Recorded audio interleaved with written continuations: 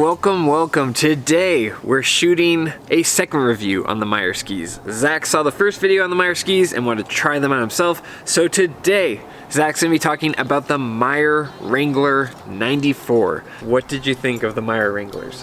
When I was on them today, they felt like the quintessential all mountain ski, or like, not one ski quiver, but do everything ski. Yeah. I just kept thinking in my mind they were like a jack of all trades. There's a couple things they did a little bit better than others. Like, I thought that they were fun on groomers and they carved pretty well. They didn't carve as well as some other skis I've been on, but they were perfectly fun and responsive on groomers. But then when I got off piste, and especially in some soft snow or like some packed powder, that was where I had a lot of fun. And I really liked them like all throughout the day.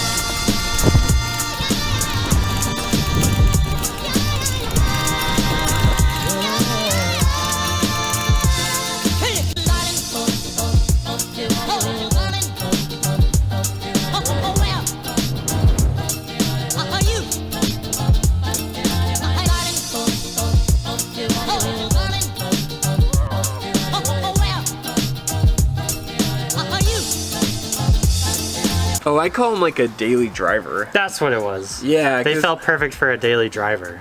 Yeah. I was like, I could have these on pretty much any day and be very happy about it. If you had to carve on them, like any really narrow carving ski, of course, is gonna outperform it. And then like same for powder, any designated powder ski is gonna do better. Because the cameras aren't always that accurate. When I go skiing, it'll be like, there's a ton of powder, and then you go there and there's a little dusting. Yeah. And so you're like, dang, I would be happy because I could still carve on them. And same for if there was a lot more powder than I thought, or it started snowing while I was skiing, I'd be happy to be on those because they float a lot better than I expect from a 94. They did float really well. I think I could tell that the tails were like sinking enough that the tips were like staying on top of stuff. Yeah. The tips were definitely staying above soft snow better than my Mindbenders. I had to adjust my weight a little bit back in my carve turns. It felt like the edge hold was a little bit more towards the heels than like directly underfoot, like my Mindbenders have, but they still had quite a bit of edge hold. I moved the bindings back a little bit because I felt like I just had a little bit too much tail, and then that felt like way better. And it worked? Yeah. Yeah. I never play with the bindings, and I probably should start doing that. I'm just like, this is what they said, this is what they get. Yeah, because I mean, I didn't check where exactly they're mounted, but you know, I set them on my regular boot sole length, and then I was skiing around and I just felt like I wanted a little bit more tip and there was a little bit too much tail behind me. Swing weight feels really good. A pretty good like translation of the snow texture like up through the ski into my boot. I guess a lot of the things I like about the Maverick, I found that I liked about the Wrangler. They definitely feel overall like a different experience, but there were just a few things, like the tip shape looks a little bit similar, and a lot of the flotation that you get from the Horizon Tech, I felt like I got in this Wrangler. Like, I had a hard time placing it, so maybe you have an idea? I think maybe, because I was looking at mine right next to, side by side by one of my athletes, Ben Chetler's. It looked like his were a bit straighter throughout the ski, or there wasn't as much taper. And it looks like these Wranglers taper a bit more up near the shovel. The other thing that I said in my review is I wish that they had more camber. Like, I felt like I wanted a little more pop at the end of the turn. It kind of sat in the turn, which is fine. Would you add camber, or what would you change about the skis? I mean, for how they ski off trail, I don't think I'd change anything. Okay. Yeah, they're really good off trail. I was having a lot of fun off trail. You start changing something and maybe it gets a little better on piste, but then something changes on the off piste, so I liked how they skied off piste, so I wouldn't really change much there. But I noticed the same thing. I didn't have a whole lot of energy at the end of my turn, and part of that kind of felt where I was like loading up or getting that edge hold farther back in the ski. So then it didn't really want to like release that into a new turn. Super energetically, it still did. So I actually thought my Mindbenders, which are 99 TIs, skied groomers better. But then off trail, I liked these more. Isn't that wild? Yeah. Like they can be narrower, but somehow better off trail. What's really funny is like when I give a review and people maybe don't like the answer or don't like the score, they'll be like, well, now you gotta have Zach go on them. And it's created this little bit of a monster where it's like, well, I don't like what mom said, so I'm gonna go ask dad. I guess I just want to say for the record, Zach really just skis whatever he's interested in. He like kind of has his pick of the litter, and some ski manufacturers like want their skis back really quick. The owner of Meier, Ted, was willing to say, hey, you guys can keep them as long as you need them. You guys can keep them, just ski on them. And so that's why we're able to get Zach to review partially, is because they let us keep the skis. But also, you know, just based on Zach's interest. Zach skied a lot of skis, and I mean, last week I was at a competition, so I couldn't. Yeah, or especially like for a daily, like a daily demo, there's just no way that I can do that usually. It was, all of your quips were really appealing for this ski too. Oh, good. I was trying to come up with my own. I was like, skiing Wranglers like milking my first cow back on Poppy's farm. You ever open a can of Diet Coke on a hot summer day? That's what it's like clipping into the Meier Wrangler. Also, the owner watched it and he said, hey, just so you know, you don't have to have the cowboy graphic. It's like, apparently they custom make graphics. Oh, because they're handmade custom, so you can have your own graphic on them? Yeah, oh, that's exactly. Cool. Yeah, you can like work with a graphic artist. I think it may cost extra to get them customized, but that makes sense. You're not locked in on the cowboy thing. I do actually like the cowboy graphic now that I... Did anyone ask you about the chair? Like, what are those? Or... I mean, my athletes are always like, how many skis do you have?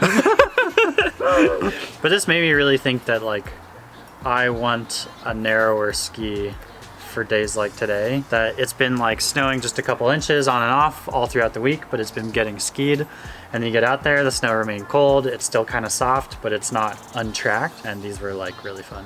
That's one thing I've noticed, because I queue up skis for when I review them, and like I'll have powder skis that I want to review. And having that and thinking about it, I'm like, man, there aren't that many days where you can really test a powder ski well. And then I'm like, man, you daily driving, you really don't need that much. Like a 94 is kind of perfect.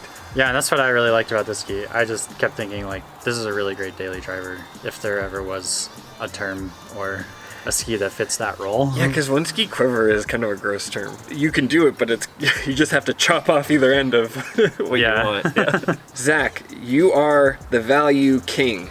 These Meier Wranglers retail typically at $8.95.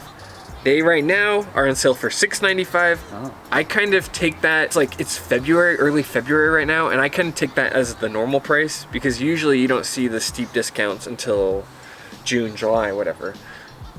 So at $6.95, handmade, made in America, made in Colorado, and apparently I was reading they're sustainably made. Right. Something about how they're making them is sustainable, and yeah. So you get all of that. You get something where you can even go to the store if you live in Colorado, and they'll help you pick something out custom to what you need. All of that for $6.95. What do you think?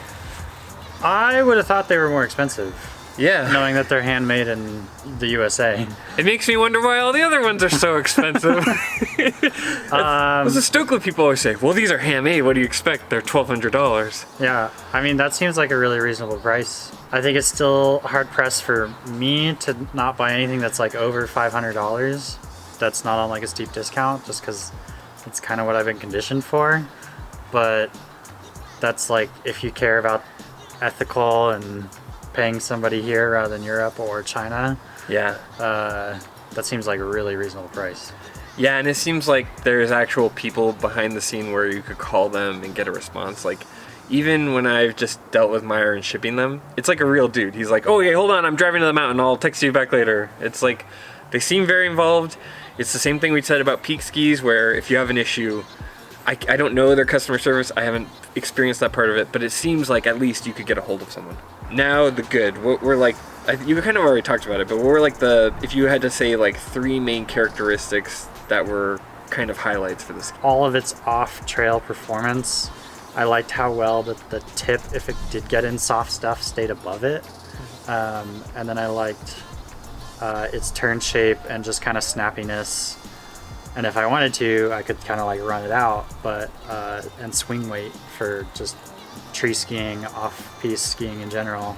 Okay, and then lastly, I just want to ask, is there anything because you watched my review, anything that you noticed that either was like conflicting, like you're like, oh, I didn't really feel it that way actually, or where I noticed this and Ellie didn't really talk about it? Any gaps in what I said? I don't remember if you talked too much about the tails being kind of like locking, or like that's where the edge hold was. But maybe with you being bigger, maybe your foot sole was a little bit farther back than mine when I adjusted it for my boot. This is not related to Meier. This is just an aside. One thing I finally realized, I've been skiing on more powder skis and more tree skis. And one thing when we were skiing in the trees together that I struggled with is I would get too much speed and then I'd have to throw the skis sideways, or I'd go like way off the trail and then kind of be stuck or whatever. And I realized that my theory is that if you're a bigger person like me, like I just weigh more, like I'm a little bit heavier, and I'm a little bit taller, having a shorter ski actually works a little bit better. And here's my theory why. Sometimes when I get in those really like crowded runs where there's not a lot of room and there's a lot of bramble on either side, I get too much speed and the only thing I can do is throw my skis sideways. So when you have a shorter ski, I don't build up momentum as quickly. Like I was on a pair of 188s last year in the trees, and it was awful because as soon as I got them pointed, I just picked up momentum so quickly, and then they were so wide I didn't have room to throw them sideways. Whereas I went on a pair of the Atomic Bent 110s in a 180, and I didn't pick up speed as quickly. Same for my Atomic Vantages, Atomic Mavericks. When I take them in the trees, I don't pick up speed as quickly, so I have more room to turn and have fun. I mean, what I see a lot of is if your ski's pretty long, then your weight is farther back on the ski. And when you're weighting more of the back of the skis have a lot of edge hold and they want to just go. Yeah. So if you're on a longer ski and you've pointed them downhill, unless you're getting very far forward, but if they're too big for you, like it's a little hard to get them forward, then you're not on that forward pivot point. And so if you've got that weight a little bit too far back on the ski, they just like to go straight, especially if you've pointed them downhill. I mean, a big tip I tell my athletes, because they'll, if we hit like a cliff or a drop, they'll have a lot of speed coming out of it.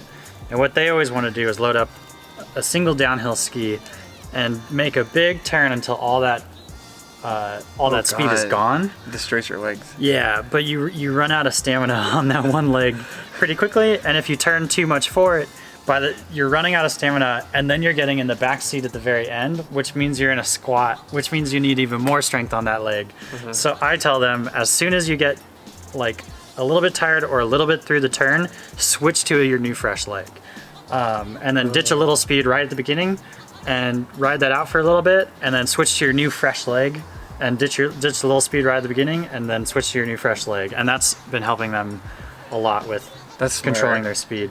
All right, as always, I do not hold Zach to a score. You guys can point any anger and scores towards me. Zach is just doing this for fun, so we don't need to grill him.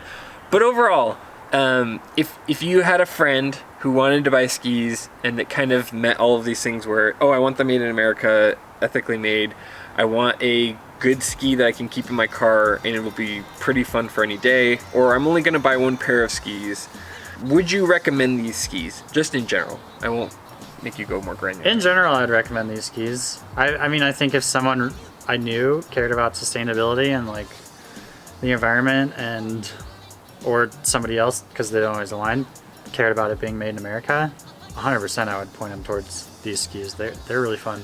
But even if they didn't care about any of that, I think it's made a list of, hey, this is a pretty good option, a pretty great option. Yeah, I mean, the price is good. It's not, it's not like sub 400 Salomon QST 92, but it's also handmade, and it's at that price almost half of what a Stokely is, which are also handmade. I also feel like if you're in Colorado, I know the shop is in Denver, and you're into skiing, this just seems like a cool thing to check out, because apparently it has like this whole open floor. There's some kind of like brewery nearby or in the shop. I don't know. I didn't read.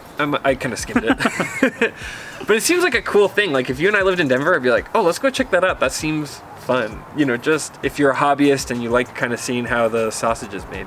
It's got to be the cheapest handcrafted ski that I know of. Yeah, I haven't actually done any research, but I mean, from what we've seen so far, or what I know of Stokely, I'm surprised they're hitting that price. Yeah, I always get nervous, like I said, when I get these small brands sending me stuff. I'm like, they're gonna be like, oh, we put a hole in the tip just to make it a little crazy. And you're like, oh God, you know, A little crazy. But these guys, like, this seems very rooted in reality. It's a lot of the components of skis I like kind of baked into it. Yeah, it doesn't seem to be doing anything, trying too hard to do something special. It seems to just nail what it's trying to do well, Yeah. being a daily driver and an all-mountain ski. And it feels like fine-tuned, like, Yeah, it does. yeah. Versus, like, you know, sometimes you get stuff where you're like, is this a rough draft? Like, well, thanks for giving your impression, Zach. I know. And don't be asking, oh, well, now you didn't like this ski. What did Zach think? Okay, Zach's gonna do this as he pleases, kind of. I don't always have time, so we'll see. Yeah, totally. All right, thanks, Zach. All right, anyway, if you like this kind of content, please consider liking and subscribing. As I've said before, we don't take any money from sponsors. We don't take any money from anyone. This is just our honest opinion. But anyway, thank you so much for watching. More than anything, I just appreciate you guys taking the time to watch this content. And as always, I'll see you in the next one. See ya.